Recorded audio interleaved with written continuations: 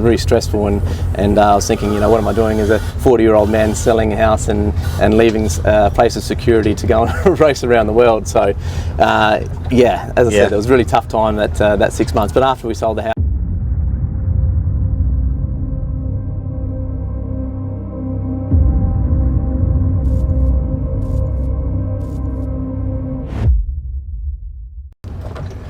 Dan, we're in Cape Town.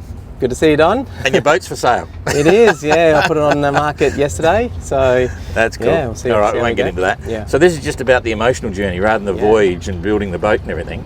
So let's just kick it off by saying that at some point when you decided to do the MGR, that was the start of your personal experience. Say, and it's obviously you can't do this without having huge ups and downs. So try and quantify or describe your personal inner thoughts journey from I'm going to do this race to the time the boat was finished and you turned up at the start. Well, I mean, as I said, it's been a massive journey. For me, it started back in, I think it was April 2020, and no, was it even earlier? Anyway, somewhere around there. And I'd always been looking to do an around the world yacht race. So it's getting to that point took a lot of planning and thought, because sailing around the world was always going to be a massive challenge, particularly racing around the world. And obviously once this mini glow race was launched, it's been on my mind ever since. So it's been over 5 years now that from the concept to getting to here. And for me, it's been an amazing journey from the things I've learned right from building the boat to getting it to the start line, all the pressures and all the mental process, and selling the house and all the financial pressures, and having a family and leaving them at the start line. And I just remember getting to Portugal and I'd committed to the race and I was so focused on doing it. But I remember the first day I took off and I'm just thinking, oh my God, like what have I gotten myself into? And I really couldn't see the finish line. I know I've always broken things down into smaller bite-sized pieces, so I was just taking things one step at a time. And it's just really hard to just to fathom how far I've gone, and even from a personal perspective, and going from I just need to do this race and doing one thing after another, to now I'm just feeling so grateful and I feel at peace with myself, and it's as I said, it's just been fantastic for me personally, for my family. What we've done, where we've come from as a family, and how close we are as a family now is just fantastic. I've said it plenty of times, like it's brought my parents and myself closer together. It feels like I've brought my kids and me closer together, and my wife and I closer together, even though we're on opposite sides of the planet. So it's been amazing. So take me to the point, the big one, when you're building the boat. It's hard not to finish the boat, but the issue of then using it, the MGR, a different story. But at some point, you had to make that decision to sell the house. Now, prior to making that decision, were you in doubt, thinking, "Oh, this is crazy. We can't sell the house. Maybe I'll just use it as a local sailboat." Just try and describe that emotion of then finally saying, "Fuck it, we got to sell the house." There's a big point. Everyone and a lot of people think about doing big things, and a lot of people start getting serious about doing things. But when it comes closer to just doing, I'm getting my boat cleaned at the moment. Hang on a minute. Here we go. All good down there? Yeah, can you loosen your rudder? Loosen my rudder, yeah, no worries. I'm trying to go down to get the guy in the bloody water. You're right. She's off now, mate. He was looking around thinking, what's going on underneath the boat? All right. I said, where's the voice? I can't see the bloody guy. Anyway, that was a bit of a detour there. So back to the decision on selling the house. So I got to about 6 months out, and it's like, okay, we need to make a decision here. We didn't have the money to get to the start line, and prices and things were going up, and I realised then we really needed to sell the house to make this financially feasible. We weren't going to be able to afford the mortgages, and obviously we needed a bit of money to get to the start line and do the race and whatever. So there was about a 6 month period where things really got really challenging, where there was a bit of not so much between Nikki and I, because we'd talked about it for a long time, but the actual process of going, okay, I need to now finish my job, sell the house, and then get to the start line. That's a really sort of it is a stressful situation, and when you actually do it, it's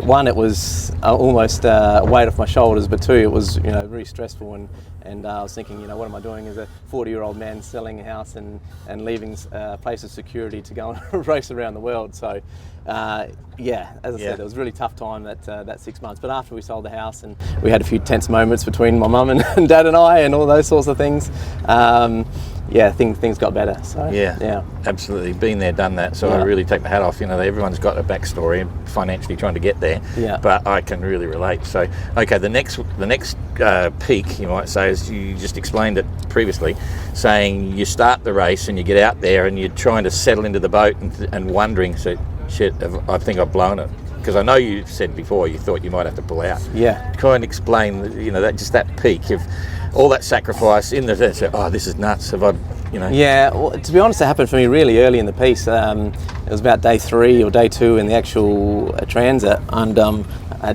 had a knockdown and I lost a whole bunch of things, and I broke some stuff off the stern, and then my Hydrovane wasn't working properly. Nothing was sort of set up correctly, and then I went for about 2 days and I wasn't sleeping, and I just remember having almost an emotional breakdown out in the Atlantic for like 2 days, and just thinking, what have I done? And I've got we've basically got no money now.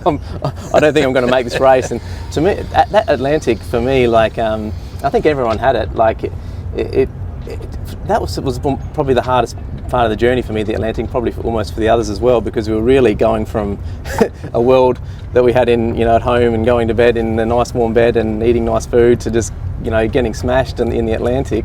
And as you said at the Christmas show, like some people now are thinking this is a rally, but things haven't really changed. It's just the mindset and the way we're doing things. It's just that's what changes, and what was really hard at the start is sort of everyday life now. So it's a really amazing example of true grit. Just bloody getting out there and just hanging on to it and going, because I think everyone took to that differently, but I saw a little bit of it in everyone. But you were really open with what was going on.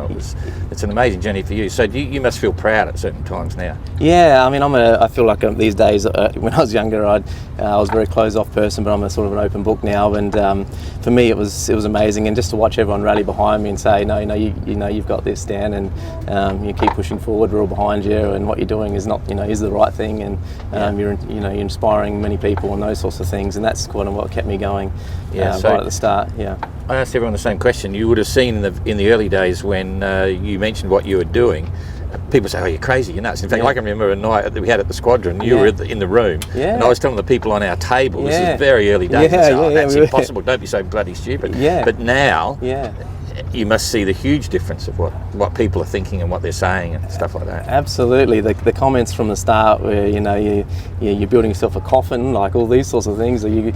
Some of the things that you got were just like really, really negative, and it did change through the race, but not even at the start. I even remember like the first day, I think it was Jasmine took off, and she had a bit of issues on the first night, and people were saying, there's no one going to finish. No one's going to finish this race. No one's going to want to start from Antigua. And then the same sort of things when I started, and getting all these comments, you're going to pull out in Antigua and all these sorts of things. And it's gone from that to just everyone just, you don't get any of those comments anymore. It's just still positive. There's a high degree of respect. Yeah. Okay, so I not probably second to last question, but you've written a book. What's the name of your book again? From Sands to Sea is the name of the book, and hopefully writing another one about the race. But But that explains a lot of things. You've done quite a lot in your time. Where would you put this in the scheme of things? Like from top to bottom, is this the best you've ever done? Or 100%. It's the best. It's the hardest. It's the most challenging. In terms of physically, it's perhaps not the hardest, but just the endurance side of it and how long this race goes for, and the mental aspect is just. It does take its toll, but at the same time you keep finding something else within you to keep going. So for me, this has been the most rewarding, the best and the most challenging, and everything that I could have wanted in a race, to be honest. So in the scheme of things, so we've got that there. So jeepers, I've lost my train of thought now because okay, so we've got the ranks there. Jeepers. I've completely gone blank. I had the question sitting there. Bloody guy diving and thinking about your book and stuff. Jeepers. Okay, so inspiration. I think we're done.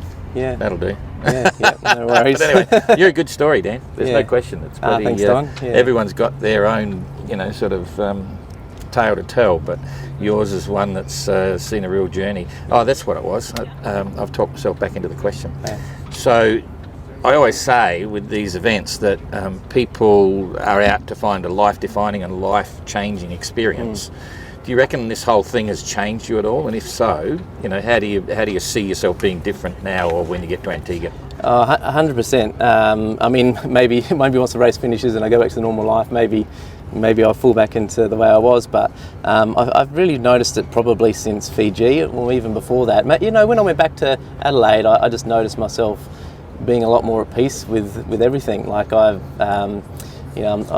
I've always sort of been on edge about things and just like always stressing and have like a bit of anxiety and stuff. But for me, like I just feel really relaxed in myself and not getting fussed with little things anymore. And I really, the last few months, I've been talking about Nikki about the next stage of life and getting really excited about it. And I feel like I'm going to be able to go back and, I'm sure it's going to be a life of, interesting, exciting things. But I feel in myself that, this is, the peak and the one thing that I need to tick off my list.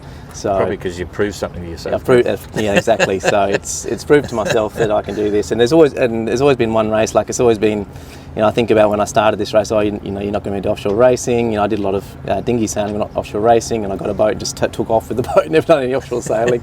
Then double-handed sailing is a different story. And then people then there's comments like, when I'm doing single-handed sailing, having someone beside you was the one that got you through it. But now it's just me just proving to myself. So it's really important to me to prove this to myself. Okay. Well, the bad news is we just launched the Round Australia race today.